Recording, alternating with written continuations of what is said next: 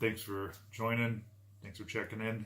Um, Today, I want to talk a little bit about leadership and just kind of discuss some conversations I've had recently that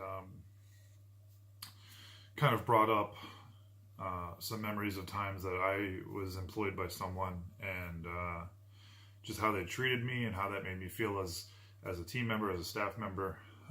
So we just want to talk about that a little bit. I think it's incredibly important that when you own your own business and you're in a position of leadership, that you really do lead from behind. Um, you'll cover a lot more miles standing behind someone and pushing them and helping them move forward than standing in front of them and pulling a rope. Um, I think it's just basic human behavior.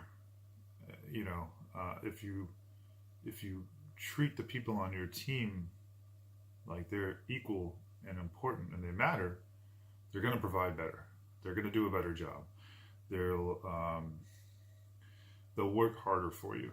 If you treat them with kindness and with dignity and with care, then when a project goes to hell and you have to have all hands on deck and they have to go out of their way, and maybe you can't afford to pay them a normal rate for because they got to come in on a Saturday, but some an emergency happened or whatever it was, and you got to get your team to help you out. They're going to be a little more inclined to go put in that extra effort for you and make sure that the project gets done and that the client's happy.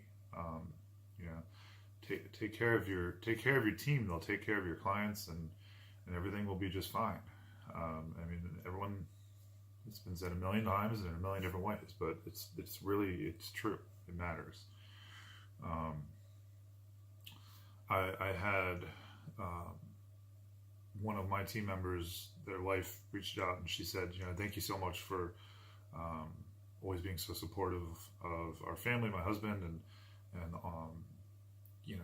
the opportunity to work and one of she's a college professor, a graphic design professor, and one of her students is one of our team members, and she's like, they just really appreciate how the opportunities that you've given and things that you've put in front of them to make this all possible for them.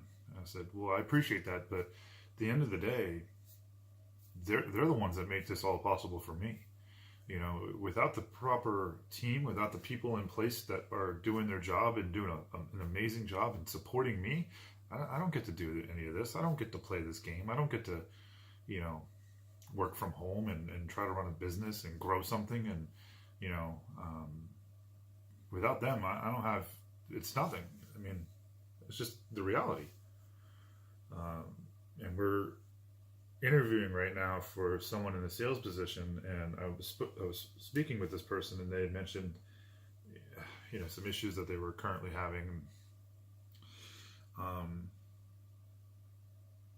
with their with an employer just kind of disregarding them and not listening and not hearing them and making them feel like they were not valuable, like their time isn't worth anything, and they're not valued. And I think that's just when you have somebody that's willing to this particular person, if you have somebody that's willing to be incredibly driven and go out of their way to find clients and build relationships and do all this, even though it's not really in their job description. Like when you have that, you have to embrace that person. You have to, they might not have great ideas all the time, but you sure as hell have to sit and listen. You have to. Or else they're going to go work somewhere else. You just have to make good decisions and be supportive and, deploy empathy for your team members. Stuff happens. I told this person, I said they had a family situation and they were made to feel guilty about it. And I said, I'm a father, I'm a dad, and a couple, a lot of our team members are parents or family members, have families, and family comes first, with us at least. You should never, ever, ever in a work situation feel guilty about being a mom or being a dad. Like, that's the most ridiculous thing in the world. If your kid is not feeling good, or if you're not feeling good, or you got to pick your husband up at the airport, or like, go do that. It's okay. We'll figure it out. You got to take a couple of hours off or something, or you can't get to this because, hey, your kid is at school and they're throwing up and they have to go home, but you have a task that's due that day. It's okay. We got it. Go handle, take care of your kid. The rest of us will pick up the pieces and get the job done for you, and we'll square it away later. Like, I mean, that should just be the mentality. Like, you should never make somebody feel bad about supporting their family. So, but this stuff happens. It happens constantly. It happens every day. And I think the larger the company gets, the easier it is for them to, lose sight of what's important. And what's important is people, and taking care of people, and being there for each other, and within reason, obviously. But you just